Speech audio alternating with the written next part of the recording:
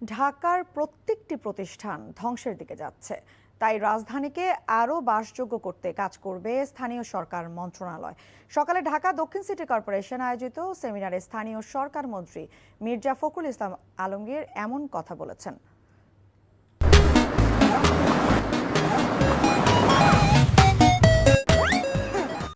এই আন্দোলন আমাদের নগরবাসীকে আলোকিত করবে বলে আমার বিশ্বাস।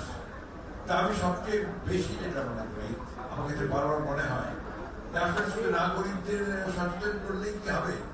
যারা পলিসি তৈরি করছেন, ঢাকা শহরকে শাসন করছেন, যারা ঢাকা শহরের বিভিন্ন কর্মপরিকল্পনা তৈরি করছেন, উন্নয়ন করছেন, যেটা কিছুক্ষণ আগে ডক্টর বলে গেলেন যে প্রজেক্ট তৈরি করছেন, প্রজেক্টের পর প্রজেক্ট, হাজার হাজার কোটি টাকার প্রজেক্ট করছে এই ঢাকা।